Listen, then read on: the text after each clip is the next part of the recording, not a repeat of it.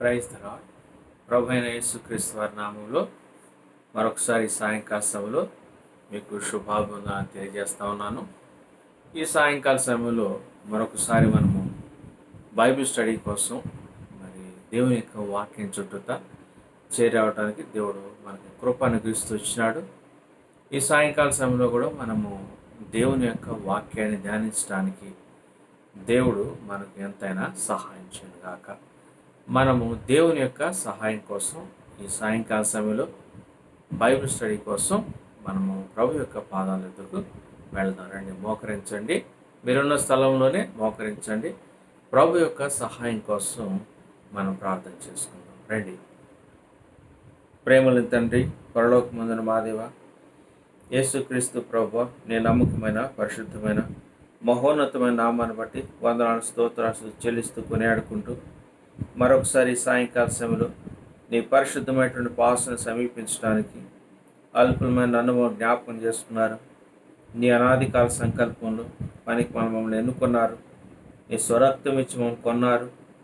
ప్రభా, ఈ కరోనా మహమ్మారి మరి ప్రపంచమంతా కూడా ఎంతో నష్టాన్ని కలుగజేస్తుంటుండగా ఇటువంటి విపత్కర పరిస్థితుల్లో కూడా ప్రభా, మీ దాసులమైన మమ్మల్ని జ్ఞాపకం చేసుకున్నారు, కాపాడారు, భద్రపరిచారు, మీ సన్నిధి మాతో ఉంచారు.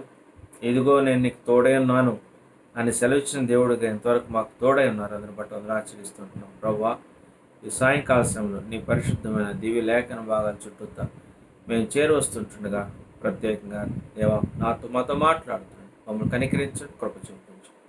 ఈ సాయంకాల సమయం మేమందరం కూడా నీ వాక్యం ద్వారా కొంత నేర్చుకుంటానికి ఈ సమయాన్ని అంత మేలుకరంగా, దీవెనకరంగా, ఆశ్రదకరంగా ఉంచమని, కనీ కనబడకుండా పనిచేస్తున్న దుష్ట కార్యాలన్నీ కూడా సంపూర్తిగా లయపరిచి మీ నామానికి మహిమ తెచ్చుకోమని విడిచి ఘనత, మహిమ, స్తుతి, ప్రభావం మీకు ఆరోపించుకుంటూ మా ప్రభువును ప్రియరక్షకుడైన యేసుక్రీస్తు ప్రభు వారి శ్రేష్టమైన నమ్మకమైన పరిశుద్ధ దివ్యనామంలోనే ప్రార్థన చేసి వినతో వేడుచున్నాము తండ్రి, ఆమేన్. ప్రియమైనటువంటి సౌరి సోడా, ఈ సాయంకాల సభలో మనము మరొక సంఘం గురించి మన ధ్యానాంశంలో మనం ముందుకు వెళ్తాం. ఇప్పటి వరకు మనము ఎఫ్ఎస్సి సంఘం గురించి, రెండవదిగా స్మరణ సంఘం గురించి కొన్ని సంగతులు మనం చూసుకుంటూ వచ్చినాం. ఎందుకంటే ఈ ప్రకటన గ్రంథంలో దేవుడు ప్రత్యేకంగా సంఘాలకి రాయమన్నటువంటి ఈ యొక్క పత్రికల్లో ఆయన సంఘాలకి పత్రికలు పంపించిన ఉద్దేశం మనం అందులో గమనించవచ్చు. ఎందుకంటే దేవుడు ఇంతకు ముందే చెప్పాను కదా, మనము ఆయనలాగా పరిపూర్ణతలోకి రావాలనేది దేవుని ఉద్దేశం. అందుకోసమే నేను పరిశుద్ధుని కనుక మీరును పరిశుద్ధుల యుందురు అని దేవువాక్యం సెలవిస్తూ ఉంది. ఆయన పరిపూర్ణుడు, ఆయన సంపూర్ణుడు కనుక మనము కూడా దినదినం విశ్వాస జీవితంలో సంపూర్ణతలోకి సాగిపోవాలి. దానికోసమే దేవుడు మనకి ఎన్నో సదుపాయాలు భూమి మీద ఉంచుతూ వచ్చినాడు. మరి దేవుని యొక్క వాక్యం మనకు అందుబాటులో ఉంచుతూ వచ్చినాడు. ఈ పరిశుద్ధ వాక్యము అనేకులకి అందుబాటులో లేదు, కానీ దేవుని స్తోత్రం, మనకి ఈ యొక్క వాక్యాన్ని మన భాషలోనే దేవుడు మనకు అందుబాటులో ఉంచుతూ వచ్చినాడు. అదే సమయంలో పరిశుద్ధాత్మ దేవుడిని మనకు సహాయకుడిగా ఉంచి మనకు అర్థంలాగిన దేవుడు మనకు సంగతులు బోధిస్తూ ఉన్నాడు. అందుకు మనం ఎంతో వందనస్తులమై ఉన్నాం. అయితే ఈ యొక్క సాయంకాల సమయంలో మరొక సంఘాన్ని గురించి మనం ధ్యానం చేసుకుంటాం. దానికంటే ముందుగా ప్రకటన గ్రంథము, మీ బైబిల్ తెరవండి. ప్రకటన గ్రంథము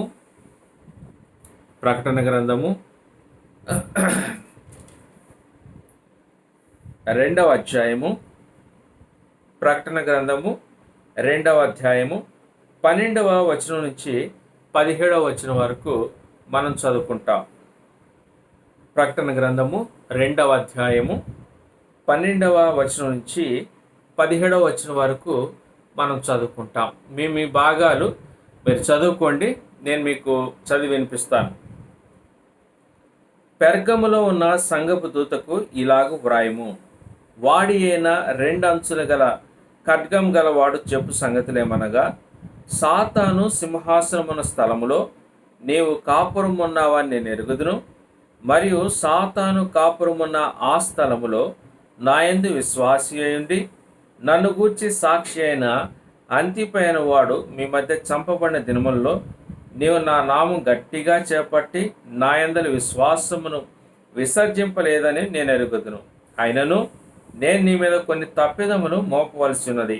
అవేవనగా విగ్రహములకు బలి ఇచ్చిన వాటిని తిన్నట్లును, జారత్వము చేయనట్లును, ఇశ్రాయేలులకు ఉరియటమని బాలాకునకు నేర్పిన బిలాము బోధను అనుసరించేవారు నీలో ఉన్నారు. అటువలనే నికోలాతుల బోధను అనుసరించేవారును నీలో ఉన్నారు. కావున మారు మనసు పొందుము, లేని ఎడ నేను నీ ఎదుకు త్వరగా వచ్చి నా నోట నుండి వచ్చు ఖడ్గం చేత వీరితో యుద్ధం చేసేదను. సంఘములతో ఆత్మ చెప్పుచున్న మాట చెవిగలవాడు వినుగాక. జయించువానికి మరుగైన మన్నాను భుజింపనెత్తును, మరియు అతనికి తెల్లరాతినెత్తును. ఆ రాతి మీద చెక్కబడిన ఒక క్రొత్త పేరుండును. పొందిన వానికి గాని అది మరి ఎవనికి తెలియదు. ప్రియమైనటువంటి సోదరుడా, ఇక్కడ మనము మూడో సంఘంగా పెర్గమా అనేటువంటి ప్రాంతంలో ఉన్నటువంటి సంఘం గురించినటువంటి సంగతులు దేవుడు మనకు అనుమతించిన కొలది కొన్ని నిమిషాలు మనము ఈ యొక్క అంశం మీద ధ్యానం చేసుకుంటాం. మనము చెప్పుకుంటూ వచ్చినాం, పద్మాస్ ద్వీపంలో మరి అపోస్తులైనటువంటి యోహాన్ గారు సంఘములు గురించినటువంటి బాధ లేక సంఘములు గురించినటువంటి భారం కలిగి ఆయన ఆ విధంగా ఆదివారం మరి ప్రభుదినాన ఆయన సంఘములు గురించినటువంటి చింతతో నిండుకున్నప్పుడు పరిశుద్ధాత్మ చేత ఆయన పరవశుడవుతూ వచ్చినాడు. మరి పరలోక దర్శనాన్ని పొందుతూ వచ్చినాడు. ఆ పరలోక దర్శనంలో దేవుడు 7 సంఘాలకి 7 ఉత్తరాలు రాయమని దేవుడు అపోస్తులైనటువంటి యోహాను గారికి ఆజ్ఞాపిస్తూ వచ్చినాడు. మొట్టమొదటి సంఘం పేరు మనం అనుకున్నాం ఎఫెసు సంఘం. ఎఫెసు సంఘంలో చాలా మంచి లక్షణాలు ఉన్నాయి, కానీ ఒక లోపం కనబడుతూ వచ్చింది. అదే మొదటి ప్రేమను వారు కోల్పోతూ వచ్చినారు. ప్రియమైనటువంటి సరసోడా, మరొక పర్యాయం మీకు విసుకనిపించిన జ్ఞాపకం చేసే సంగతి ఏంటంటే, దేవుణ్ణి మొదట్లో మనం ఏ ప్రేమతో ప్రేమిస్తూ వచ్చినామో, ఏ ప్రేమతో ఆయన్ని వెంబడిస్తూ వచ్చినామో, ఏ ప్రేమతో ఆయన్ని హత్తుకుంటూ వచ్చినామో మనం అదే కొనసాగించాలి అనేది దేవుని యొక్క ఉద్దేశం, సంకల్పం. ఈ విషయంలో ప్రియమైనటువంటి సోదరుడా, మనం చాలా మటు తప్పిపోతా ఉన్నాం. కనుక దేవుడు మరొక పర్యాయము ఈ అంతిమ దినాల్లో మన ఎఫెసీ సంఘం ద్వారా మన ప్రేమలో ఉన్నటువంటి లోపాలు సరి చేసుకుంటానికి ఆయన హెచ్చరిక చేస్తూ వచ్చినాడు. రెండవదిగా ఈ స్మరణ సంఘం. ఈ స్మరణ సంఘం మనం చూసినట్లయితే ఆరంభం నుంచి అంతం వరకు ఈ సంఘం గురించి చెప్పిన సంగతుల్లో ఇందులో మనం లోపాలు ఎక్కడా కూడా కనుగొనం. ఎందుకంటే ఈ యొక్క సంఘము మరి భౌతికంగా పేదవారైనను ఆత్మీయంగా ధనవంతులని దేవుడు ఆయన సాక్ష్యం ఇస్తూ వచ్చాడు. ఎంత ధనవంతులు అంటే వారు ప్రభు కోసం శ్రమ అనుభవించడానికి, సమస్తాన్ని కోల్పోవటానికి కూడా వారు ఇష్టపడుతూ వచ్చినారు. అందుకోసం వారు ప్రభు దృష్టిలో ధనవంతులుగా, ఐశ్వర్యవంతులుగా ఎంచబడుతూ వచ్చినారు. ఆ కారణాన్ని బట్టి దేవుడు వారికి జీవ కిరీటం ఇస్తాను అని వాగ్దానం చేశాడు. కాబట్టి ప్రభు నిమిత్తమై ఎవరైతే ప్రయాసపడతారో, ప్రభు నిమిత్తమై ఎవరైతే కష్టాలు అనుభవించడానికి ఇష్టపడతారో ఖచ్చితంగా దేవుడు వారికి జీవ కిరీటాన్ని ఇస్తాడు అనేటువంటి సంగతిని మనం స్మరణ సంఘం ద్వారా మనం గమనించవచ్చు. ఇంకా మూడోదిగా చూసినట్టయితే ఇది పెర్గమా సంఘం. దీని గురించినటువంటి చరిత్ర మనము కొంత తెలుసుకున్నట్లయితే ఈ పెర్గమా అనేటువంటి పట్టణం ఇది కూడా టర్కీ దేశంలోనే ఉంది. ఇప్పుడున్న టర్కీ దేశంలో ఈ పెర్గమా అనేటువంటి పట్టణం ఉందన్నమాట. ఇది మనము ఎఫెసు నుంచి దాదాపుగా స్మరణ 35 మైళ్ళ దూరం అనమాట. ఎఫెసు ఇక్కడ అంటే ఇక్కడ స్మరణ 35 కిలోమీటర్లు. ఇక్కడి నుంచి పైకి ఒక 50 మైళ్ళు దూరం వెళ్తే, 55 మైళ్ళు దూరం వెళ్తే ఈ యొక్క పెర్గమా అనేటువంటి పట్టణం వస్తుంది అనమాట. ఈ పెర్గమా అనేటువంటి పట్టణము, ఈ పెర్గమా అనేటువంటి మాటకి అర్థం ఏంటంటే ఎత్తు, హైట్, ఎత్తు అనేటువంటి అర్థం అనమాట. సో ఇప్పుడున్న దినాల్లో ఈ పెర్గమా పట్టణం పేరు ఏంటంటే బెర్గమా అనేటువంటి పేరుతో ప్రస్తుతం ఇది టర్కీ దేశంలో ఉందన్నమాట. అయితే ఈ పెర్గమా సంఘానికి దేవుడు పత్రిక రాయమన్నప్పుడు ఇందులో అటువంటి కొన్ని మంచి సంగతులు దేవుడు చెప్తూ వచ్చినాడు. ఇందులో సరి చేసుకోవాల్సినటువంటి సంగతులు కూడా దేవుడు బహుస్పష్టంగా హెచ్చరికతో ఆయన మరి ఆజ్ఞాపిస్తూ వచ్చినాడు. ప్రియమైనటువంటి సోదరుడా, మన జీవితంలో మనము కూడా దేవుని యొక్క సంగతుల్ని మనము మంచి హృదయంతో స్వీకరించాలా. దేవుని యొక్క వాక్యాన్ని సరైనటువంటి విధానంలో స్వీకరిస్తే ఈ వాక్యం మనకెంతైనా మన ఆత్మీయ జీవితాలని రిపేర్ చేయటానికి, మరమ్మతు చేయటానికి ఎంతో దోహదపడతా ఉంటుంది. ఈనాడు చాలామంది విశ్వాసులు వారి యొక్క జీవితాల్లో వారి యొక్క జీవితాలని, ఆత్మీయ జీవితాలను సరి చేసుకుంటానికి, చక్కదిద్దుకుంటానికి వారు ఏమాత్రం ఇష్టపడినటువంటి స్థితిలో ఉన్నారు. అటు వారికి దేవుడు హెచ్చరిక ఏంటంటే, రెండంచుల వాడి కలిగిన ఖడ్గం కలిగిన వాడు చెప్పు సంగతులు ఏమనగా, దేవుడు ఆయన ఎంత ప్రేమమయుడో, ఎంత దయామయుడో, ఎంత కరుణ కలిగినటువంటి దేవుడో, ఆయన మరి మనలో లోపాలు లేక తప్పిదాలు, పొరపాట్లు అట్లానే కొనసాగించుకుంటా పోతూ ఉంటే దేవుడు ఎంత మాత్రం కూడా ఇష్టపడు. ఉదాహరణకి మరి పిల్లవాడిని ఎంతో ఖర్చుతో, ఎంతో వ్యయము మనము ఎంతో క్రయం చెల్లించి మంచి స్కూల్లో వేసాం. మొదటి తరగతిలో వాడు సరిగ్గా చదవలేదంటే పర్లేదులే, రెండో సంవత్సరం చదువుతాడు అని చెప్పేసి మనం కొంచెం సమర్థించుకుంటాం. 2, 3, 4, 5, 6 సంవత్సరాలు గడిచే కొలది వాడు అదే స్థితిలో ఉంటే మనకి మొదట్లో ఉన్నటువంటి మంచి అభిప్రాయం ఆ పిల్లవాడి మీద ఉండదు. వీడు చదవట్లేదు, మొద్దు, వీడి మీద ఎంత ఖర్చు చేసినా దండగి అని చెప్పేసి వాడి మీద మరి మనకెంత మాత్రం మంచి అభిప్రాయం ఉండదు. వాడు మన కుమారుడైనా మన కుమార్తె అయినా వారి మీద ఎంత మనము ఖర్చు చేస్తున్నామో దానికి తగినట్లుగా వారు మనకి ఫలితాన్ని ఇస్తూ ఉంటే ఎంతైనా ఖర్చు చేయడానికి ఇష్టపడతాం. కానీ మనం ఖర్చు చేసేదానికి వారి దగ్గర నుంచి ఎటువంటి ఎదుగుదల లేక ఎటువంటి ప్రయోజకత్వం కనబడకపోతే మనం బాధపడతాం.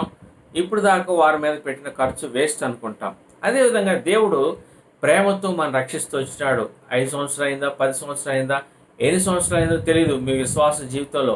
కానీ దేవుడు మీ నుంచి ఆయన పరిపూర్ణతలోకి సాగిపోయేటువంటి అటువంటి మంచి రూపాన్ని మీలో కోరుతా ఉన్నాడు. ఎందుకంటే దేవుడు పరిశుద్ధుడు, పరిపూర్ణుడు.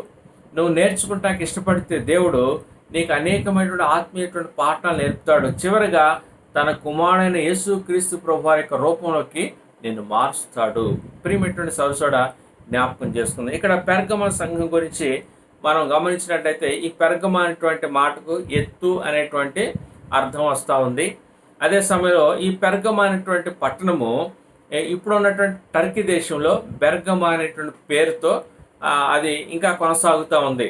అయితే ఈ యొక్క పత్రిక రాసే సమయానికి అక్కడ ఉన్నటువంటి పరిస్థితులు లేక అక్కడ ఉన్నటువంటి సంగతులు మనం గమనించినట్లయితే దేవుని వాక్యంలో మనం స్పష్టంగా దేవుడు మనకు తెలియజేసినటువంటి సంగతులు ఏంటంటే, ఆ యొక్క ప్రదేశం ఎట్లాంటిదంటే సాతాను సింహాసనం ఉన్న స్థలం అంట.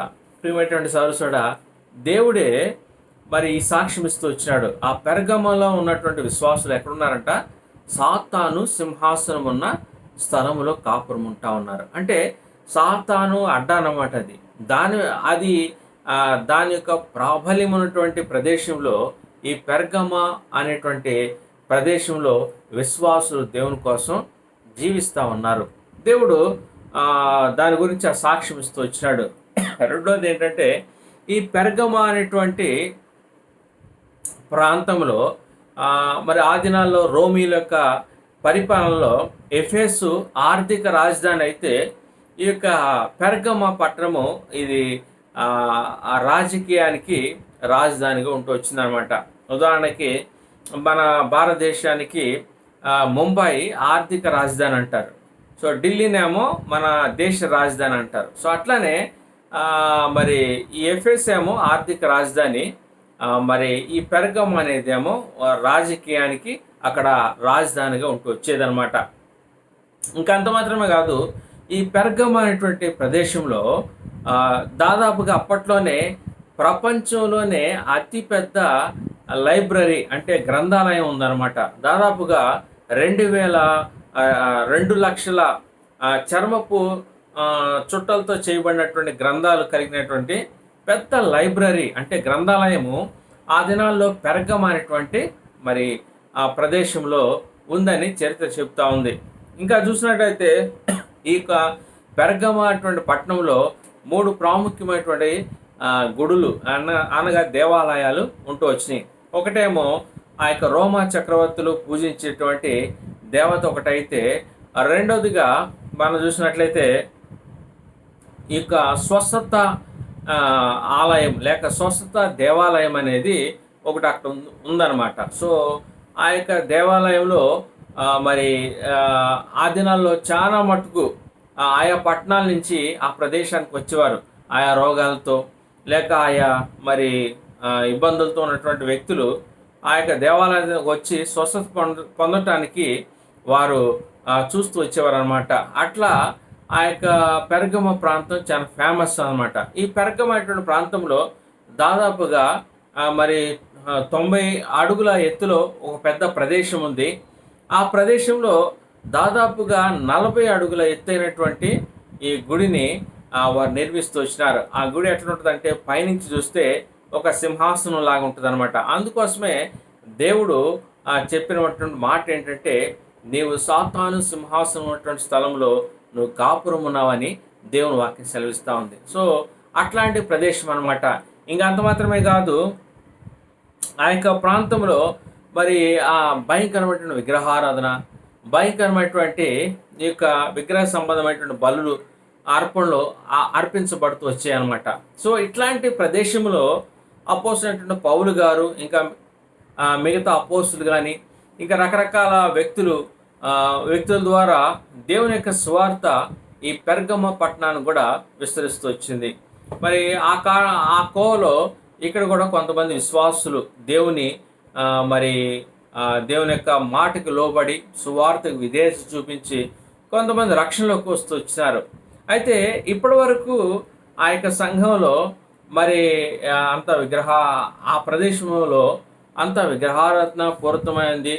ఇంకా ఆ ప్రదేశం అంతా కూడా ఇంకా విచ్చలవిడిగా జీవించేటువంటి ప్రాంతము, అటువంటి స్వేచ్ఛ ఉంది కనుక ప్రజలు అప్పటి వరకు ఆ స్వేచ్ఛకి విచ్చలవిడితనానికి అలవాటు పడుతూ వచ్చినారు. ఎప్పుడైతే యేసుక్రీస్తు ప్రభు వారి యొక్క సత్య సువార్త అక్కడికి వెళుతూ వచ్చిందో, కొంతమంది జీవితాలు మార్చేస్తూ వచ్చిందో, అక్కడ గొప్ప మార్పు కలుగుతూ వచ్చింది. అప్పుడు దాకా ఇష్టానుసారంగా జీవించినటువంటి వ్యక్తుల్లో గొప్ప మార్పు రావటం ద్వారా అక్కడ ఆశ్చర్యంతో పాటు అక్కడ కొంత క్రైస్తవులకి చాలా భయంకరమైనటువంటి హింసలు ఎదురవుతూ వచ్చినాయి. కాబట్టి ప్రియమైనటువంటి సరుసడ, ఇది ఆ యొక్క సంఘం యొక్క మరి కొంత చరిత్ర మనం చూసుకున్నట్లయితే ఈ యొక్క చరిత్ర అంతా కూడా మనము ఈ యొక్క ఉత్తరం రాసేపాటికి అక్కడ ఉన్నటువంటి పరిస్థితులు అనమాట.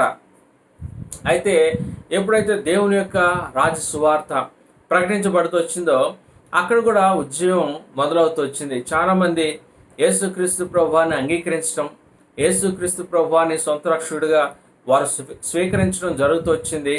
కాలక్రమేణలో అక్కడ సంఘం ఏర్పడుతూ వచ్చింది.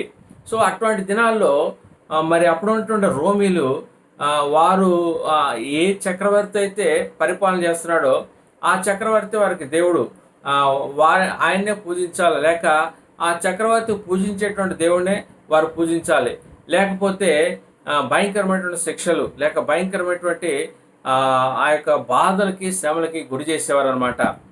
సో అటువంటి పరిస్థితులు ఈ పెర్గమ సంఘంలో కనబడుతూ వచ్చినాయి. ప్రియమైనటువంటి సరుసోడ, ఇటువంటి సందర్భాల్లో అక్కడ జరిగినటువంటి సంగతి ఏంటి మనం చదివితే 13వ వచనం,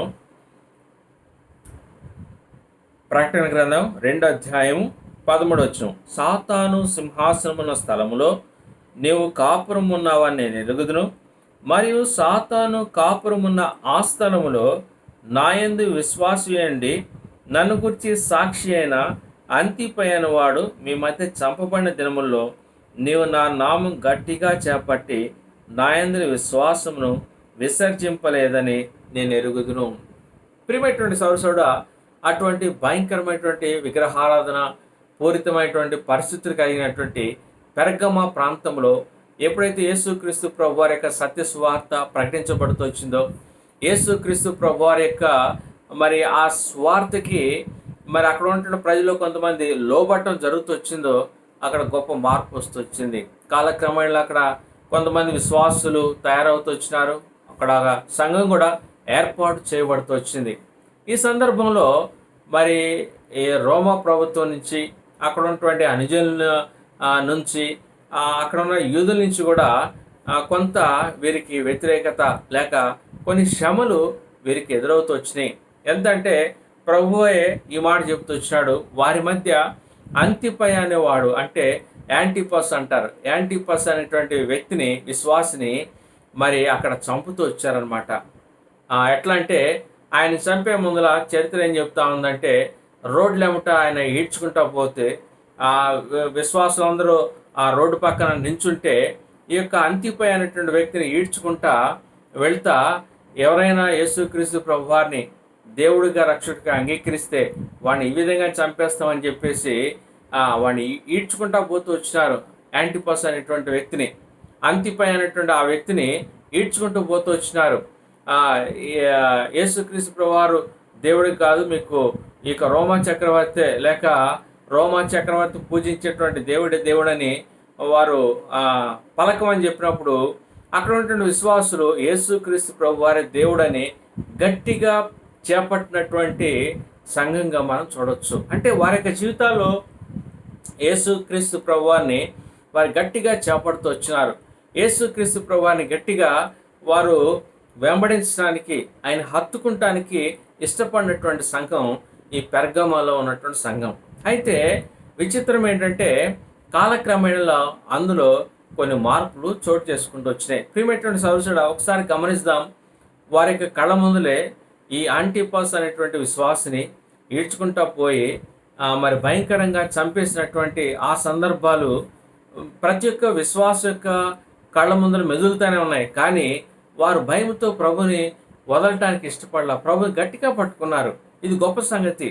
ఈనాడు మన జీవితాల్లో మరి ప్రభు నుంచి చిన్న చిన్న సంగతులకి తొలగిపోతూ ఉంటాం. ప్రియమైనటువంటి సహోదరుడా, అయితే పెర్గములో ఉన్నటువంటి సంఘస్థులు ప్రభు కోసం నిలబడినటువంటి సంఘస్థులు.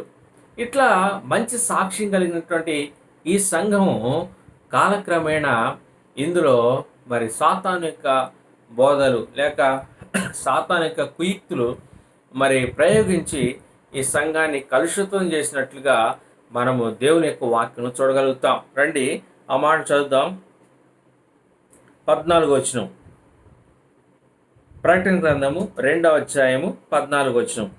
ఆయనను నేను నీ మీద కొన్ని తప్పిదములు మోపవలసి ఉన్నది, అవేవనగా విగ్రహములకు బలిచ్చిన వాటిని తిన్నట్లును, జారత్వం చేయనట్లును, ఇశ్రాయేలుకు ఉరియొడ్డమని బాలాకునకు నేర్పిన బిలాము బోధన అనుసరించేవారు నీలో ఉన్నారు. అటువల్లనే నికోలాయితుల బోధన అనుసరించేవారు నీలో ఉన్నారు. ఇక్కడ దేవుడు స్పష్టంగా వారిలో ఉన్నటువంటి లోపాలని ఎత్తి చూపిస్తూ ఉన్నారు.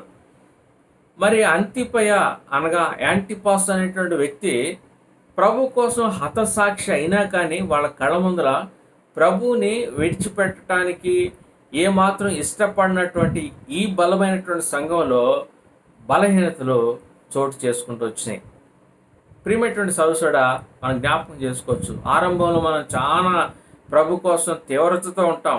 ప్రభు అంటే ఎంతో ప్రేమ, లేక ప్రభు అంటే ప్రభు యొక్క పరిశుద్ధత అంటే ఎంతో ఆశ, మనం అపవిత్రపరచుకోవడానికి ఇష్టపడం. కానీ కాలక్రమేణాలో ప్రియమైనటువంటి సహోదరుడా, ఆ యొక్క తీవ్రత, ఆ పరిశుద్ధత అనేది పోగొట్టుకునే వారికి ఉన్నారు. ఈనాడు చాలామంది క్రైస్తవులు ఇదే కనబడతా ఉంది. ప్రియమైనటువంటి సహోదరుడా, అందుకోసమే దేవుడు మన హెచ్చరిక చేస్తూ ఉన్నాడు.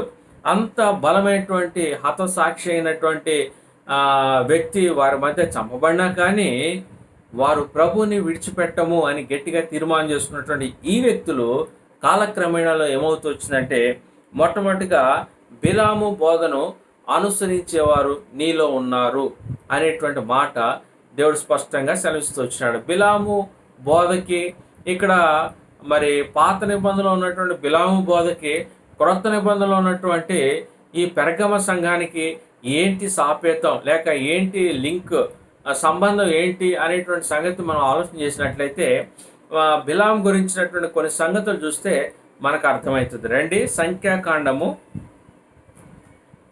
మీ భాగాలు తీయండి. మీ పరిశుద్ధ గ్రంథం నుంచి సంఖ్యాకాండము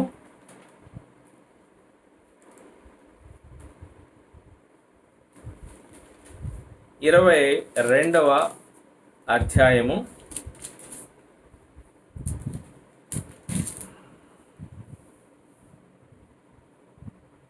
ఈ 22వ అధ్యాయంలో మనకు ఒక సంగతి గమనించవచ్చు. ఇశ్రాయేల్ వారు ఐగుప్తు నుంచి విడిపించబడి మోషే గారి యొక్క నాయకత్వంలో మరి బలమైనటువంటి రాజును జయిస్తూ దాదాపుగా కనాను దేశానికి దగ్గరలోకి వస్తూ వచ్చినారు.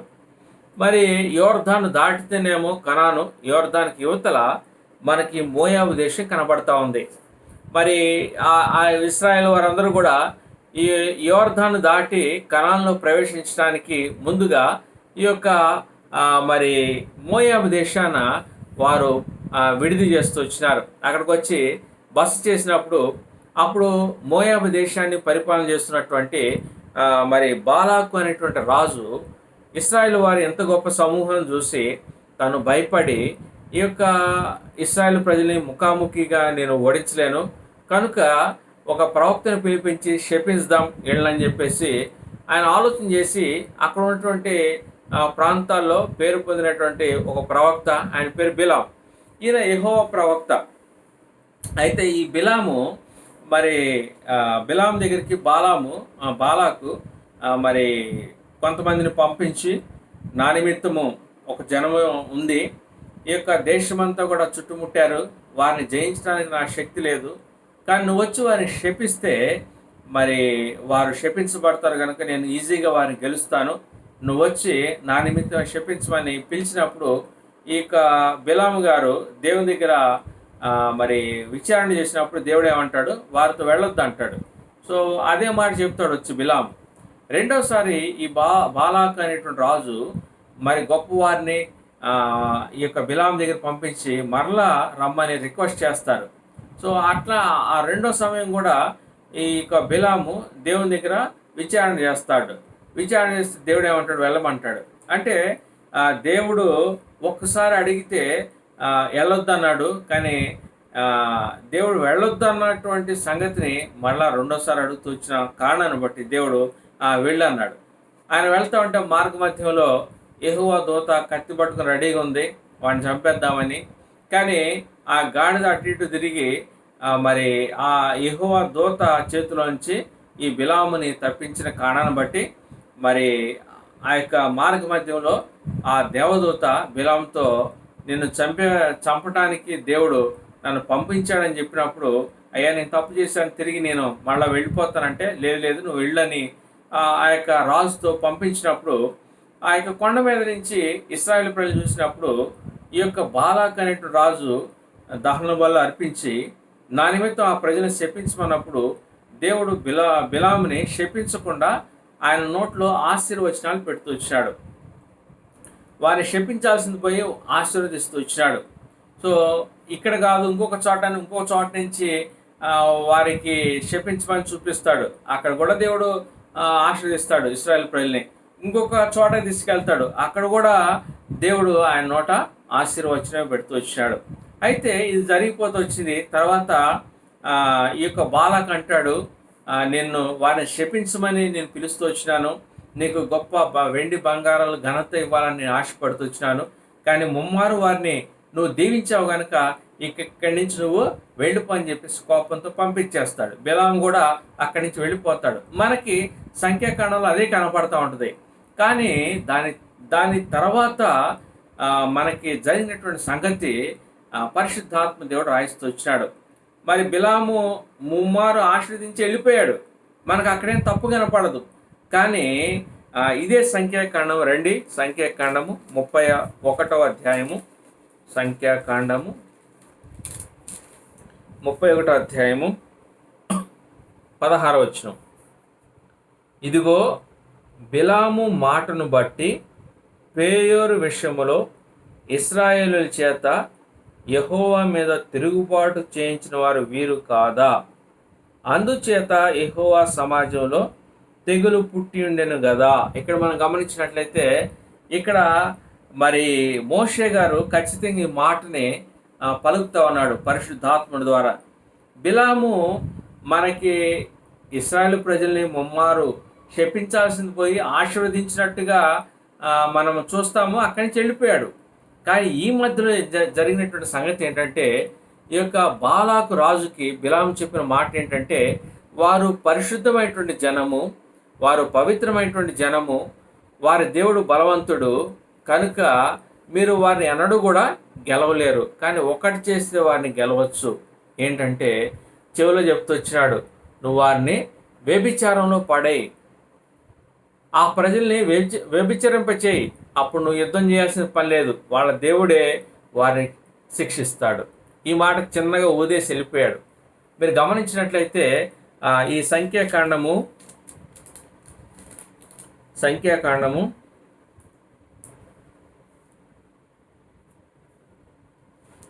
25వ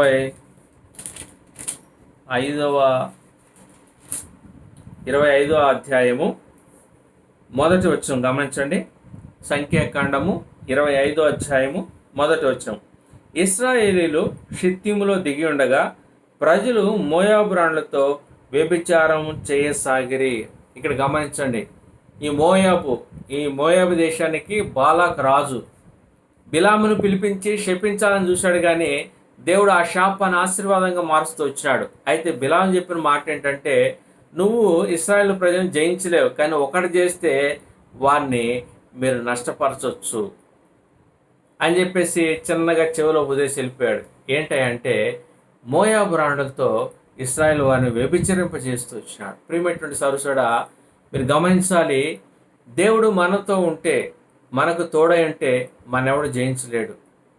దేవుడు మనతో ఉంటే ఎవడు కూడా ఈ దేవుడు మనకు తోడై ఉంటే లోకమంతా మనకి వ్యతిరేకమైన కానీ ఎవరేం చేయలేరు. కానీ ప్రియమైనటువంటి సోదరుడు, దేవుడు మనకి ఎప్పుడు తోడై ఉన్నాడు అంటే, మన జీవితాన్ని అపవిత్రపరచుకుంటే దేవుడు మనకు తోడై ఉండడు. ప్రియమైనటువంటి సోదరుడా, ఈ మర్మం జ్ఞాపకం చేసే, శత్రువు మననే వాడు డైరెక్ట్గా మననే ఎదుర్కోలేడు. వాడు ఏం చేస్తాడంటే మన వేలుతో మనకన్నే పొడిపిస్తాడు. ప్రియమైనటువంటి సోదరుడా, జ్ఞాపకం చేసుకోండి. ఈ యొక్క అంతిమ దినాల్లో ఇది చాలా ఎక్కువగా కనబడుతున్నటువంటి సంగతి. ఈనాడు ఈ వ్యభిచారం అనేది భయంకరమైనటువంటి సంగతులు సంఘాలను జరుగుతూ ఉన్నాయి. ఆరంభంలో దేవుని ఎంతో నమ్మకంగా నమ్మినటువంటి వ్యక్తులు, నమ్మకంగా దేవుని వెంబడించినటువంటి వ్యక్తులు, నమ్మకంగా ప్రభు కోసం జీవించినటువంటి వ్యక్తులు కాలక్రమేణాలో వారి యొక్క జీవితాల్లో పాత ఆశలు, పాత కోరికలు వచ్చి వారు వ్యభిచారులుగా మారుతూ ఉన్నారు. ఆ కారణాన్ని బట్టి దేవుడు నీకు తోడే ఉండటం కాదు, దేవుడే నీకు వ్యతిరేకమైపోతూ ఉన్నాడు. ప్రియమైనటువంటి సోదరుడా, జ్ఞాపకం చేసుకోండి. ఈనాడు చాలామంది విశ్వాసులు ఇటువంటి భయంకరమైనటువంటి పరిస్థితుల్లో పడిపోతూ ఉన్నారు. ఈనాడు చాలామంది పెద్ద పెద్ద సేవకులు, లేక పెద్ద పెద్ద పేరు ఉన్నటువంటి ఇంటర్నేషనల్ వర్తమానికులు, వీళ్ళందరూ చూస్తే కొంతమందికి వారికి మరొక అనైతికమైనటువంటి సంబంధాలు వారు కలిగి ఉంటారు.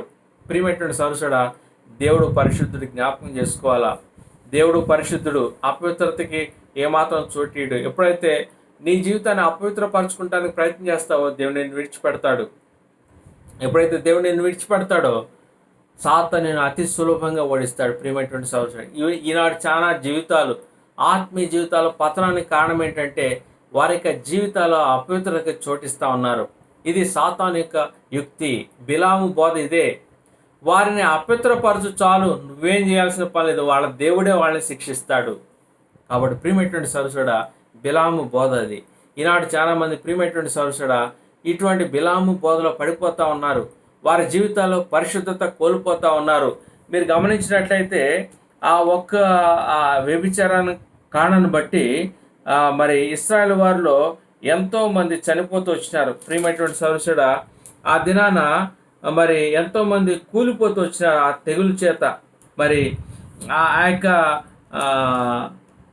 బాలాకు రాజు ఇశ్రాయేలు వారి మీద యుద్ధానికి వస్తే కనీసం అంతమందిని చంపేవాడేం కాదు, కానీ ఎప్పుడైతే ఇశ్రాయేలు వారు పాపంలో పడిపోతూ వచ్చినారో, వ్యభిచారులు అయిపోతూ వచ్చినారో, దేవుడే వారికి విరోధై చాలా మందిని ఆయన సంహరిస్తూ వచ్చినాడు. ప్రియమైనటువంటి సోదరుడా, ఎంత గొప్ప నష్టం. బయట నుంచి శత్రువు దాడి చేస్తే దేవుడు కాపాడతాడు, కానీ నిన్ను నీవు అపవిత్రపరచుకుంటే దేవుడే నీతో యుద్ధం చేస్తాడు. ఎవడో నీకు నీకు కాపాడటానికి ఎవడు రాడు. ప్రియమైనటువంటి సోదరుడా, ఇది భయంకరమైనటువంటి సాతానిక కుయుక్తి. కాబట్టి ప్రియమైనటువంటి సౌరసోడ, ఈ పెరగము సంఘం ద్వారా మనం నేర్చుకోవాల్సినటువంటి సంగతులు ఏంటంటే, మనం అపవిత్రపరచుకోకూడదు. మనము పవిత్రంగా, నిర్దోషంగా, నిష్కల్మషంగా ఉన్నంత కాలం దేవుడు మనకు తోడై ఉంటాడు. ఎప్పుడైతే అపవిత్రతో ఉంటామో దేవుడు మనం విడిచిపెట్టేస్తాడు. దేవుడు మనం విడిచిపెట్టే క్షణాన సాతాను మనం ఆడుకుంటాడు. ప్రియమైనటువంటి సౌరసోడ, జ్ఞాపకం చేసుకోండి, మన జీవితాల్లో పరిశుద్ధత చాలా చాలా ప్రాముఖ్యం. ఉదాహరణకి ప్రభువైన యేసుక్రీస్తు వారు మరి ఆ కలువరి శిలువలో మాట అంటూ వచ్చినాడు, ఏలి ఏలి లామా సబక్తాని అనే మాట పలుకుతూ వచ్చినాడు. దాని అర్థం, నా దేవా నా దేవా నన్నెందుకు చెయ్యి విడిచితివి అనేటువంటి అర్థం. ప్రభువైన యేసుక్రీస్తు వారి తండ్రిని ఎప్పుడు కూడా చెయ్యి విడవలా. కానీ ఆ కలువరి శిలువలో మరి తండ్రి అయినటువంటి దేవుడు ప్రభువైన యేసుక్రీస్తు వారి యొక్క చెయ్యి విడుస్తూ వచ్చినాడు. కారణం ఏంటి తెలుసా? తన కుమారుడు పరిశుద్ధుడు, కానీ ఆ కలువరి శిలువలో సర్వలోక మానవాళి యొక్క పాపమంతా ఆయన మీద మోపబడింది. పరిశుద్ధుడైనటువంటి ఆయన ప్రియ కుమారుడు కలువరి శిలువలో ఎట్లా కనపడ్డాడు? పాపంగా కనబడుతూ వచ్చినాడు కనుక చేయి విడుస్తూ వచ్చినాడు. ప్రియమైనటువంటి సరసుడా, ఆయన కుమారుడైన యేసుక్రీస్తు ప్రభు వారి మీద మన పాపాల మోపుడు ద్వారా ఆయన పాపంగా చేయబడ్డాడు కనుక ఆయన చేయి విడుస్తూ వచ్చినాడు కలువరి శిలువలో. అట్లాంటిది ఆయన ప్రియకుమారుడైన యేసుక్రీస్తు ప్రభు వారినే మన నిమిత్తం పాపంగా చేయబడిన కారణాన్ని బట్టి ఆయన చేయి విడిస్తే, మరి మనము అపవిత్రతలో జీవిస్తే మన చేయి పట్టుకుంటాడా? పట్టుకోడు. ప్రియమైనటువంటి సరసుడా, జ్ఞాపకం చేసుకుందాం. బిలాం బోధ ఏంటంటే, ఏం కాదు, పర్వాలా, లోకంలో చాలామంది చేస్తూ ఉన్నారు, అటు భక్తే, నీ పనే ఇట్లా అనుకుంటే నీ విశ్వాస జీవితంలో భయంకరమైనటువంటి దెబ్బతింటావు. దేవుడు నీకు తోడై ఉండడు. ప్రియమైనటువంటి సరసుడా, దేవుడు నీకు తోడై ఉండడు. నీలో ఎప్పుడైతే అపవిత్రత వచ్చిందో, నీలో ఎప్పుడైతే పరిశుద్ధతను కోల్పోయావో దేవుడు నిన్ను విడిచిపెడతాడు. ఉదాహరణకి మనం గమనించినట్లయితే, మరి సంసోన్ గారు, మరి ఆయన నాజీర్ చేయబడుతూ వచ్చినాడు. నాజీర్ చేయబడటం అంటే ప్రత్యేకమైనటువంటి జీవితం ఉండాల్సిందే, కానీ తన జీవితాన్ని అపవిత్రపరుచుకుంటూ వచ్చినాడు. ఆ కారణాన్ని బట్టి ఎప్పట్లాగానే నేను ఫిలిస్తీన్ని లేచి చంపుతాను అనుకున్నాడు, కానీ యెహోవా అతన్ని ఎడబార్చును అనేటువంటి సంగతి ఆయనకి తెలుసుకోలేకపోతూ వచ్చినాడు. శత్రువులు పట్టుకున్నారు, మరి తనకి కళ్ళు పీకేస్తూ వచ్చినారు. తన జీవితంలో మరి గొప్ప యోధుడిగా ఉండాల్సిన వాడు ఆయన బందీగా తయారవుతూ వచ్చినాడు. తన కళ్ళు పోగొట్టుకుంటూ వచ్చినాడు. ప్రియమైనటువంటి సోదరుడా, దేవుడు మన ఎడబాస్తే, మనం విడిచిపెడితే మనం బలహీనమే. దేవుడు సంసోనుకు తోడైనంత వరకు తను ఒక్క గాడిద పచ్చి దవడ ఎముకతో 1000 మందిని చంపుతూ వచ్చినాడు. అయితే దేవుడు ఎప్పుడైతే ఆయన్ని విడిచి వెళ్ళిపోతూ వచ్చినాడో ఆయన సామాన్యమైనటువంటి మానవుడిగా అయిపోతూ వచ్చినాడు. ప్రియమైనటువంటి సోదరుడా, అంత తేడా ఉంది. నిన్ను బట్టి నువ్వు అతిశయపడొద్దు, నీలో ఏమి లేదు. దేవుడు నీకు తోడై ఉంటేనే నీలో బలం ఉంది. లేక దేవుడు నిన్ను విడిచాడంటే నువ్వు ఎందుకు పనికిరావు. ప్రియమైనటువంటి సోదరుడా, జ్ఞాపకం చేసుకోండి, దేవుడు మనకు తోడై ఉండకపోతే మనం ఏ పార్టీ వారు. అందుకని అపోస్తలుడైన పౌలు గారు ఈ సత్యాన్ని గుర్తెరిగి ఆయన చెప్పే మాటలు ఏంటంటే, నన్ను బలపరచు అనేందు నేను సమస్తం చేయగలను. ప్రభు నన్ను బలపరచకపోతే నేనేం చేయలేను. ఈనాడు చాలా మంది నేను అది చేస్తాను, ఇది చేస్తాను, నేను అది చేస్తాను, ఒక వర్తమానం చెప్తే ఇంతమంది రక్షణ పొందుతారు, ఇంతమంది తీర్మానం చేసుకుని చెప్తాం. మన వల్ల కాదు. దేవుడు మనకు తోడయండి, దేవుని యొక్క ఆత్మ మన తోడయండి మనము ఏదైనా చేస్తే దానికి ప్రతిఫలం ఉంటుంది. కానీ దేవుని యొక్క సహాయం, దేవుని యొక్క తోడు లేకపోతే మనం ఏమీ చేయలేము. ఆయన లేకుండా ఒక మాటలో చెప్పాలంటే మనం జీరో. ప్రియమైనటువంటి సరస్వతి, జ్ఞాపకం చేసుకుందాం. కాబట్టి ఆయన మనతో ఉండాలంటే నేర్చుకోవాల్సింది ఏంటంటే పరిశుద్ధత కాపాడుకోవాలి. ఈనాడు భయంకరమైనటువంటి వ్యభిచారంలో చాలామంది పడిపోతూ ఉన్నారు. ప్రియమైనటువంటి సోదర, ఎంతో భయంకరమైనటువంటి సంగతి ఇది. బిలాము బోధ. ఈ మాటలు వింటున్న ప్రియమైనటువంటి సోదరుడా, ఈ బిలాము బోధలో నువ్వు పడిపోయలేవో ఒకసారి జ్ఞాపకం చేసుకోవాలి. నేను పడిపోయాను లేదో ఒకసారి జ్ఞాపకం చేసుకోవాల్సిన అవసరం ఉంది. ఈ బిలాము బోధలో పడిపోతే మనము బయట నుంచి వచ్చే శత్రువు కాదు, ప్రభువే మనకి విరోధి అయిపోతాడు, ప్రభువే మనకి శత్రువు అయిపోతాడు. మనకి ఎవడు సహాయం చేసే దిక్కే ఉండదు. ప్రియమైనటువంటి సరస్వడ, జ్ఞాపకం చేసుకో. ఒకవేళ ఇటువంటి పొరపాట్లు ఉంటే ఎప్పుడే పశ్చాత్తాపడు, ప్రభువా ఈ యొక్క భయంకరమైనటువంటి వ్యభిచారంలో ఉన్నాను, నన్ను క్షమించు, నన్ను పవిత్రపరచని ప్రభు దగ్గర పశ్చాత్తాపడితే ప్రభు క్షమిస్తాడు, ప్రభు కరుణిస్తాడు, తిరిగి సమకూరుస్తాడు. ప్రియమైనటువంటి సరస్వడ, ఆలస్యం చేయొద్దు. రెండోదిగా నికోలాయితుల బోధ. ఈ సంగతి మనం చూసినట్లయితే నాకేం అర్థం కాలేదు, కానీ కొంత మరి తిరగేసినప్పుడు నాకు కనబడినటువంటి సంగతి ఏంటంటే అపోస్తుల కార్యములు 6వ అధ్యాయము, మీ బైబిల్ తీయండి. అపోస్తుల కార్యములు 6వ అధ్యాయము. ఈ మాట మీరు చదివితేనే మీకు అర్థమవుతుంది. అపోస్తుల కార్యములు 6వ అధ్యాయము 5వ వచనం.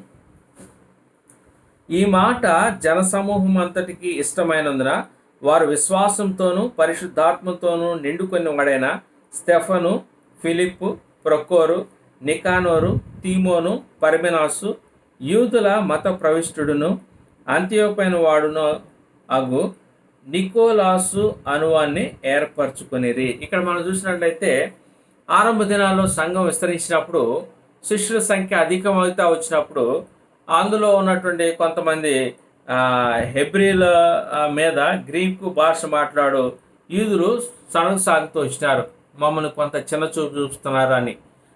ఇటువంటి సమస్య వచ్చినప్పుడు మరి అపోస్తులు ఏం చేశారంటే, అయ్యా మేము ఆహారం పంచిపెట్టడానికి దేవుడు మమ్మల్ని ఎన్నుకోలేదు, మేము దేవుని యొక్క వాక్యాన్ని పంచిపెట్టాలి, దేవుని యొక్క పరిచయం చేయాలి, కాబట్టి మీలోనే మంచి వారిని ఒక 7 ఏర్పాటు చేసుకోండి, మేము ప్రార్థన చేసి మీకు అవసరాల కోసం వారిని నియమిస్తామన్నప్పుడు 7 వారు ఎన్నుకుంటూ వచ్చినారు. మనం చూసినట్లయితే మొట్టమొదటిగా స్టెఫను, రెండోది ఫిలిప్పు, 3 ప్రొకోరు, నికానోరు 4, తీమోను 5, పర్మెనాసు 6, యూదుల మత ప్రవిష్టుడును అంత్యోపైన వాడును అగు నికోలాసు. ఇక్కడ మనం చూస్తే 7వ వాడు నికోలాసు. ఈ నికోలాస్ అనేటువంటి వ్యక్తి యూదుడు కాదు, మిగతా 6 యూదులే. ఈ నికోలాస్ అనేటువంటి వ్యక్తి యూదుడు కాదనమాట. ఈయన దాదాపుగా అన్యజనుడు, విగ్రహారాధన నుంచి మరి మంత్రతంత్రాల నుంచి వచ్చినటువంటి వ్యక్తి. ఆ దినాల్లో యూదా మతానికి ఈయన ఆకర్షితుడై తను యూదా మతంలోకి మారుతూ వచ్చినాడు.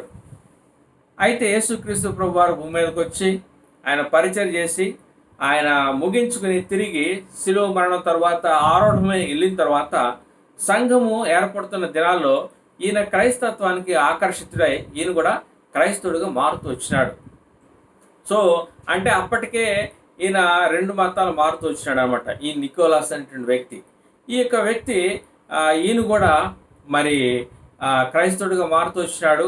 ఆరంభ దినాల్లో అపోస్తులు నియమించినటువంటి 7 ఆ ఆహారం పంచిపెట్టడానికి నియమించబడినటువంటి 7 ఈ నికోలాస్ అనేటువంటి వ్యక్తి ఒకడనమాట. ఈ యొక్క నికోలాస్ అనేటువంటి వ్యక్తి మరి కాలక్రమేణలో ఆయన కూడా కొన్ని బోధలు చేయటం మొదలు పెడుతూ వచ్చినాడు. ఆ క్రమంలోనే ఆయన బోధ ఏంటంటే, ఇక్కడ చూసినట్లయితే ఈ పెర్గమ సంఘంలో మరి రోమా ప్రభుత్వం నుంచి అక్కడ ఉన్నటువంటి అన్యజనుల నిమిత్తం అక్కడి నుంచి వీరికి ఎన్నో శ్రమలు, హింసలు ఎదురవుతూ వచ్చినాయి. అట్లాంటి సమయంలో ఈయన ఏం చేస్తూ వచ్చినాడంటే, ఏం కాదు, ఇంత నిష్టంగా ఉండాల్సిన పని లేదు, కొంత కాంప్రమైజ్ అవ్వచ్చు, అంటే కొంత రాజీ పడవచ్చు విశ్వాస జీవితంలో అని బోధించడం మొదలు పెడుతూ వచ్చినాడు. ప్రియమైనటువంటి సరసుడా, మరి నిక్కచ్చిగా మరి ఎంతో సూటిగా వెళుతున్నటువంటి విశ్వాసుల్ని ఆయన తప్పుదో పట్టిస్తూ వచ్చినాడు. ఉదాహరణకి ఈ అంతిపై అనేటువంటి వ్యక్తి వారి మధ్య చంపబడినా కానీ వారు గట్టిగా నిలబడినటువంటి విశ్వాసుల్ని ఈ యొక్క నికోలాస్ ఏం చేస్తూ వచ్చినాడంటే, నికోలాత్ బోధ ఏం చేస్తూ వచ్చిందంటే వారిని కలుషితం చేస్తూ వచ్చింది, కాంప్రమైజ్ చేస్తూ వచ్చింది, రాజీ పడటానికి ప్రోత్సహిస్తూ వచ్చింది. అప్పుడు దాకా దేవుని కోసం నమ్మకంగా జీవించినటువంటి విశ్వాసులు ఇన్ని శ్రమలు పడి ఇంత చేయాల్సిన పనే ఉంది, కొంచెం సర్దుకుంటే పర్వాలేదు, ఈ శ్రమలు తగ్గుతాయి, ఈ యొక్క కష్టాలు మాకు తగ్గుతాయి అని చెప్పేసి ప్రతి వారు కూడా ఎక్కువ మంది ఈ నికోలాతుల బోధకి అలవాటు పడుతూ వచ్చినారు. అంటే వారి యొక్క విశ్వాస జీవితాన్ని మరి కలుషితం చేసుకుంటానికి లేక కొంత రాజీ పడటానికి ఆరంభిస్తూ వచ్చినారు. అందుకోసం దేవుడు చాలా గట్టిగా ఈ మాట చెబుతూ వచ్చినాడు. కాబట్టి ప్రియమైనటువంటి సరసుడా, వారు నికోలాతుల బోధను అనుసరిస్తారు. మొట్టమొదటిగా బిలాము బోధలాగా వారి జీవితాలను అపవిత్రపరచుకుంటానికి ఇష్టపడుతూ వచ్చినారు, కొంత అనుమతిస్తూ వచ్చినారు. రెండవదిగా రాజీ పడటానికి అనుమతించారు. ప్రియమైనటువంటి సరసుడా, విశ్వాస జీవితంలో రాజీ అనే మాటకి అర్థమే లేదు, స్థానమే లేదు. ప్రియమైనటువంటి సరసుడా, మన జీవితంలో విశ్వాస జీవితంలో రాజీ పడటానికి ఎప్పుడు కూడా నువ్వు ఇష్టపడవద్దు. ఏమైనా సరే నా జీవితంలో నేను చెప్తాను, మరి దాదాపుగా 1998లో మా నాన్నగారు చనిపోతూ వచ్చినారు. అయితే మా నాన్నగారు చనిపోయిన తర్వాత మా ఇంటికి పెద్ద కొడుకు నేనే. మాకు అప్పటికి పనులు చేయడం రాదు. మా నాన్నగారు అప్పటికే మరి వ్యాపారం నష్టం వచ్చి అప్పులు చేసి చనిపోతూ వచ్చినారు. అటువంటి సందర్భంలో మరి నేను చదువుకున్న దానికి ఒక చిన్న ఉద్యోగం వస్తూ వచ్చింది. అది టాటా టెలి సర్వీస్ అనేటువంటి ఆ సంస్థలో నాకు చిన్న ఉద్యోగం వస్తూ వచ్చింది. సో ఆ దినాల్లో మరి మా అక్కర తీర్చబడేంత జీతం ఉంది. హ్యాపీగా జరిగిపోతూ ఉంది. కానీ వచ్చిన చిక్కు ఏంటంటే నేను అప్పుడే యేసుక్రీస్తు ప్రభువాని రక్షకుడిగా అంగీకరిస్తూ వచ్చినాను. నా జీవితాన్ని యేసుక్రీస్తు ప్రభువారు మారుస్తూ వచ్చాడు. ఇది దాదాపుగా 1999 సంవత్సరంలో చెప్పే సంగతులు ఇవి. అప్పటికే దాదాపుగా 2000 పైచులుక జీతం వచ్చేది. మరి అంత మంచిగా జరుగుతూ ఉంది. కానీ ఇబ్బంది ఏంటంటే ఆదివారం సెలవు ఉండేది కాదు. దేవుని యొక్క మందిరానికి వెళ్ళటానికి అవకాశం ఉండేది కాదు. చూశాను, ఒక నెల చూశాను, 2 నెలలు చూశాను. దేవుని యొక్క మందిరానికి వెళ్లకుండా ఉండలేకపోతూ వచ్చినాను. ఒక పక్క ఆ ఉద్యోగం చేస్తే మా కుటుంబంలో కష్టాలు తీరుతాయి. కానీ ఆ యొక్క ఉద్యోగం చేస్తూ ఉంటే దేవుని యొక్క మందిరానికి వెళ్ళటానికి ఇబ్బందికరంగా ఉంది. సో ఇట్లాంటి పరిస్థితుల్లో ఒక 3 నెలలు చేసిన తర్వాత ఆ ఉద్యోగానికి రాజీనామా చేస్తూ వచ్చినాను. మా చుట్టాలందరూ, బంధువులందరూ అంటూ వచ్చినారు, నీకేమైనా పిచ్చి పట్టిందా? మీ జీవితంలో తింటానికి కూడా తిండి లేనటువంటి పరిస్థితులు, చిన్న ఉద్యోగం వచ్చింది, చక్కగా జరుగుతూ ఉంది, దాన్ని మానేసావు, ఎందుకు మానేసావు అని చెప్పేసి పిచ్చోడు అని తిడుతూ వచ్చినారు. అయినా సరే నేను ఆ యొక్క ఉద్యోగం మానేస్తూ వచ్చినాను. 2000 పైచిలుక డబ్బులు వచ్చేటువంటి ఆ జీతాన్ని మానేసి నేను బండ కష్టం పడటానికి రోజుకి దాదాపుగా 25 రూపాయల జీతానికి చేరుతూ వచ్చినాను. ప్రీమియం సర్వీస్ మీరు నమ్మండి నమ్మకపోండి, 25-30 రూపాయల జీతం అంటే నెలంతా కష్టపడితే 80 రూపాయలు 800 వచ్చాయి. సో అటువంటి కష్టం అనుభవించడానికైనా ఇష్టపడుతూ వచ్చినాను. నేను అతిశయంతో చెప్పట్లా, దేవుని యొక్క ఆత్మ ఆ విధంగా పనిచేస్తూ వచ్చింది. చక్కగా కూర్చుని ఫ్యాన్ వేసుకుని చక్కగా కూర్చున్నటువంటి ఆ ఉద్యోగం, చక్కటి జీతం వచ్చేటువంటి ఆ ఉద్యోగాన్ని వదిలిపెట్టి ఎండలో నిలువుగాడి మీద కష్టపడేటువంటి చాలా తక్కువ జీతం వచ్చేటువంటి పనికి నేను వెళుతూ వచ్చినాను. కారణం ఏంటి తెలుసా? నాకు నా దేవుని యొక్క సన్నిధి కావాలి. దేవుని యొక్క సన్నిధిలో నేను ఆదివారం కనబడాలనే ఉద్దేశంతో నేను అది వదిలేసుకుంటూ వచ్చినాను. అయితే ప్రేమ కలిగినటువంటి దేవుడు తర్వాత దానికంటే మంచి ఉద్యోగం నాకు ఇస్తూ వచ్చినాడు. నేను ఎందుకు చెప్తున్నానంటే దేవుని కోసం రాజీ పడటానికి ఇష్టపడద్దు. అది కష్టమైన ప్రభు కోసం అది వదిలిపెట్టిన ముందుకు వెళ్ళు.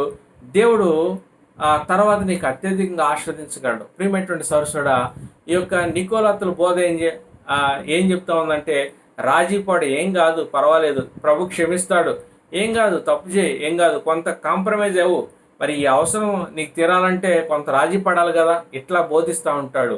దాని మాటలు విని నువ్వు గనక ఆ విధంగా వెళ్ళినట్లయితే ఖచ్చితంగా నువ్వు నష్టం పొందుతావు. ప్రియమైనటువంటి సౌరసుడా, ఈ పెర్గము సంఘంలో ఉన్నటువంటి లోపాలు అవే. వారి యొక్క జీవితాలు అపవిత్రపరచుకుంటానికి వారు మొదలు పెడుతూ వచ్చినారు. రెండవదిగా రాజీ పడటానికి ఇష్టపడుతూ వచ్చినారు. కనుక ఎంత తీవ్రంగా ఆరంభించబడిన వారి యొక్క విశ్వాస జీవితం మరి నీరు గారిపోతూ వచ్చింది. అందుకోసమే దేవుడు తీక్షణంగా హెచ్చరిక చేస్తూ ఉన్నారు. 2 అంచుల వాడి అయినా ఖడ్గం కలిగిన వాడు చెప్పు సంగతులు ఏమనగా, నువ్వు మారు మనసు పొందకపోతే నా నోట నుండి వచ్చేటువంటి ఖడ్గంతో మీతో యుద్ధం చేస్తానంటాడు. ప్రియమైనటువంటి సరస్వడా, జ్ఞాపకం చేసుకోండి, ఈ వాక్యం మనం బ్రతికిస్తుంది. ఈ వాక్యమే ఒక దినాన మననే తీర్పులోకి తీసుకొస్తుంది. కాబట్టి దేవుడు మన హెచ్చరిక చేస్తూ ఉన్నాడు. ఈ యొక్క సంఘం ద్వారా మనం నేర్చుకోవాల్సినటువంటి సంగతులు ప్రియమైనటువంటి సరస్వడా జ్ఞాపకం చేసుకుందాం. ఈ యొక్క సంఘం అంతా బాగానే ఉంది, కానీ ఎక్కడ లోపం వచ్చిందంటే వీరు బిలాము బోధను, నికోలాతుల బోధను అనుసరించడం ఎప్పుడైతే ఆరంభిస్తూ వచ్చినారో అంత తీవ్రత కలిగినటువంటి సంఘము నీరు గారిపోతూ వచ్చింది. దేవుడు అందుకోసమే ఈ సంఘానికి పత్రిక రాయిస్తూ వచ్చినాడు. ప్రియమైనటువంటి సహోదరుడా, ఈ దినాల్లో మన యొక్క పరిస్థితుల్లో కూడా వేటి విషయమైన రాజీ పడుతున్నావా? దేనన్నా పర్లేదులే, ఏం కాదులే, మనము అందరు ఇట్లానే ఉన్నారు, నేను కూడా ఇట్లా ఉంటాను, అట్లా అనుకుంటున్నావా? ఖచ్చితంగా దేవుడిచ్చే బహుమానాన్ని నువ్వు కోల్పోతావు. నువ్వు ప్రభు కోసం అంతం వరకు నమ్మకంగా జీవించడం నేర్చుకో. దేవుడు అత్యధికంగా నిన్ను ఆశ్రయిస్తాడు. ఒకవేళ నువ్వు రాజీ పడటానికి ప్రయత్నం చేస్తే నిన్ను ఎవడు రక్షించలేడు. కాబట్టి ప్రియమైనటువంటి సౌరసోడా జ్ఞాపకం చేసి, ఈ పెర్గమ సంఘంలో ఉన్న లోపం ఏంటంటే రాజీ పడిపోతూ వచ్చినారు. వారి యొక్క జీవితాలను అపవిత్రపరచుకోవటానికి మరి వాళ్ళు ఇష్టపడుతూ వచ్చినారు కనుక వారి యొక్క జీవితాల్లో గొప్ప నష్టాన్ని అనిపిస్తూ వచ్చినారు. ఈ యొక్క సాయంకాల సమయంలో ప్రేమతో దేవుడు నీతో మాట్లాడుతూ ఉన్నాడు, నాతో మాట్లాడుతూ ఉన్నాడు. విశ్వాస జీవితంలో రాజీకి చోటు ఇవ్వద్దు, ప్రభు కోసం నమ్మకం చేద్దాం. ఆ విధంగా ప్రభు మనకు సహాయం చేయను కాక ప్రార్థన చేస్తాం. తల వంచండి. ప్రేమల తండ్రి, పరలోకమందున మా దేవ, యేసుక్రీస్తు ప్రభువా, వందనాలు స్తోత్రాలు చెల్లిస్తుంటాం. సాయంకాల సమయంలో పెరగమ సంఘం గురించిన కొన్ని సంగతులు మీరు మా మధ్యకి తీసుకుంటూ వచ్చినారు. అందుని బట్టి వందనాలు చెల్లిస్తుంటున్నాం. ఈ పెరగమ సంఘం ప్రభువా, మరి వారి మధ్య అంతిపైన వాడు హతసాక్షి అయినప్పుడు కూడా మిమ్మల్ని విడిచిపెట్టలేదు, గట్టిగా పట్టుకున్నారు. సాతాను సింహాసనం ఉన్న స్థలంలో వారు కాపురం ఉన్నారు, నీ సాక్షులుగా ఉన్నారు. కానీ కాలక్రమేణాలో బిలాము బోధ, నికోలాతుల బోధ, వారి జీవితాల రాజీ పడిపోవటం, వారి జీవితాలను అపవిత్రపరచుకుంటానికి ఎప్పుడైతే ఆరంభిస్తూ వచ్చినారో ప్రభా, ఆ యొక్క సంఘం సాక్ష్యం పడిపోతూ వచ్చింది. వారు నీరు గారిపోతూ వచ్చినారు. ప్రభా, కనికరించి కృప చూపించండి. ఈ దినాల్లో మా సంఘాలు అట్లా కాకుండా సహాయించండి. మేము మీకోసం తీవ్రంగా మండేవారిగా సిద్ధపరుస్తున్నాండి. మా జీవితాలను ఎంత మాత్రం అపవిత్రపరచుకుంటానికి, నాన్న రాజీ పడటానికి ఎంత మాత్రం ఒప్పుకోకుండా పరిశుద్ధంగా ముందుకు సాగిపోవటానికి దేవా చాలంత కృప దయచేయమని వేడుచు దయగలిగిన కృపల హస్తాలకు అప్పగించుకుంటూ విత్తబడిన ఈ మాటలు ప్రభా, మరి శక్తితో బలంతో నాలో మనం పనిచేయడానికి సహాయం చేయండి. ప్రభా, కేవలం ఒట్టివాడిని మట్టివాడిని ప్రభా, నాయన ప్రభా నన్ను కాదు కానీ ప్రభా, విత్తబడిన ఈ మాటలు నాయన ప్రభా ప్రజల వెనుకల్లో నీరు కట్టి ఫలింపజేస్తూ రావాల్సింది వేడుచు దయగలిగిన కృపల హస్తాలకు అప్పగించుకుంటూ మీరు చేస్తూ వచ్చిన మేలు బట్టి, ఇచ్చిన ఆత్మ సహాయాన్ని బట్టి వందనాలు చెల్లిస్తూ ఘనత మహిమ స్తుతి ప్రభావం మీకు ఆరోపించుకుంటూ మా ప్రభువును ప్రియరక్షకుడైన యేసుక్రీస్తు ప్రభు వారి శ్రేష్టమైన నమ్మకమైన పరిశుద్ధ దివ్యనామంలోనే ప్రార్థన చేసినందుకు వేడుచున్నాము తండ్రి, ఆమేన్. Praise God. అందరికీ ప్రైజ్ రాడ్. దేవుని చిత్తమైతే నెక్స్ట్ వారం 4వ సంఘం గురించి మనము ధ్యానించుకుంటాం. మరి దేవుని యొక్క వాక్యాన్ని వినటం కాదు కానీ వినదాన్ని అనుసరించి నడుచుకుంటానికి మనం ప్రయత్నం చేస్తాం. దేవుడు ఆ విధంగా మనకు సహాయం చేయను. Praise lord.